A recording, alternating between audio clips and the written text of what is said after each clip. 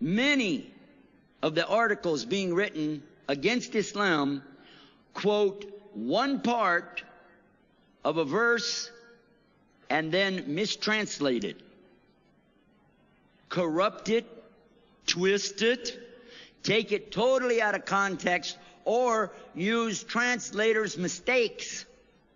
But I'm going to share with you that having been a Christian for nearly 50 years, a very dedicated Christian, very much loving the Lord, I very much still to this minute love Jesus the Christ, because that tells us right in here, this is confirmation of Jesus is right here.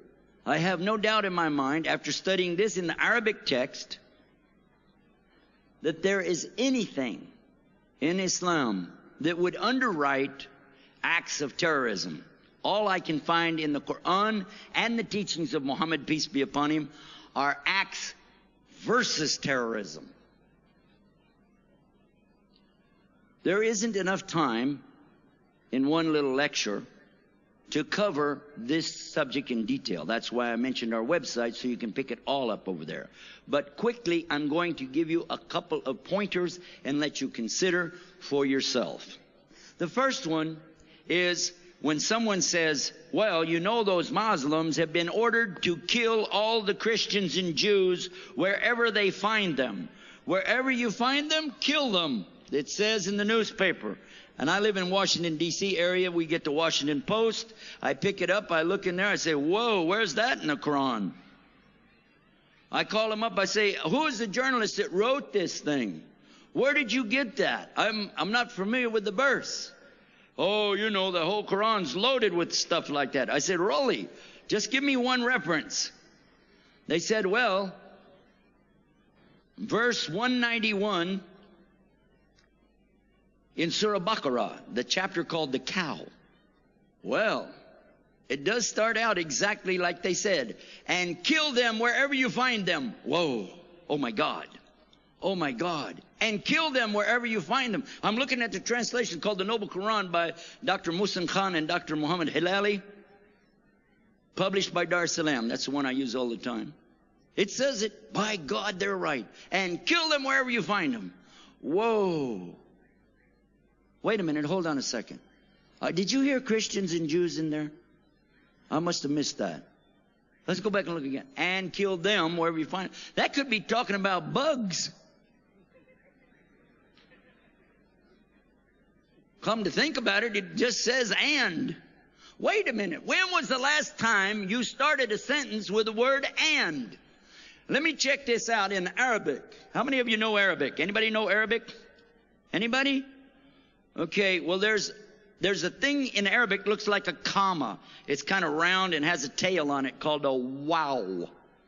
Okay, that's the word and in Arabic. It's a conjunction to say this and this. Doesn't necessarily mean plus, like 1 + 1, but it's an and. Let's see if it says that. Wa. Yep, there it is. There's an and right there. Wa katilu. That's what it says, Wakatilu. I just give you the first two words. That's the ones they're quoting in the newspaper. That's my point. But when was the last time you started a sentence with and? It means there's something right before that, doesn't it? Doesn't it? Well, I don't like it when people do that, whether they're Muslim or non-Muslim. I don't like it when the men in Islam start out saying waqul. In chapter 24, verse 31, they begin to tell the women about lowering their gaze and wearing hijab. It says, waqul, because they don't want to mention the verse before it that said, kul, say to the believing men to lower their gaze, to guard their private parts. They don't want to mention the men have a responsibility in this deal too. And the same way, when somebody misquotes this verse, starting out with wa, I want to go back to the verse before and find out what you're hiding from me. Let's see where it says Christians and Jews in here. What it says is they're asking you, Muhammad, about the new moons. Maybe I'm supposed to kill the moon. And they ask you, Muhammad, about the new moons. Say these are the signs to mark the fixed periods of time for mankind and for the pilgrimage, the Hajj. Am I supposed to kill all the Hajjis? And it said it's not al-bir. piety, righteousness, or taqwa, that you enter the houses from the back, but al-bir is the quality of one who fears Allah. So enter houses through their proper doors and fear Allah that you will be successful. And now we go to the next verse. And fight in the way of Allah those who fight you. Okay? And transgress not limits. Truly, Allah does not like the transgressors. And kill them wherever you find them, and turn them out from where they turned you out. And al-fitna is worse than killing. And don't fight them at Masjid al-Haram unless they first fight you there. But if they attack you, then kill them. Such is the payback for the disbelievers. Did you hear Christian or Jew in there somewhere? I'll read it again if somebody thought I said Christian. Did you hear that? The people that I heard referred to in English, it's talking about transgressors. Those who fight you. So it's retaliation, yes or no? It has limits, yes or no?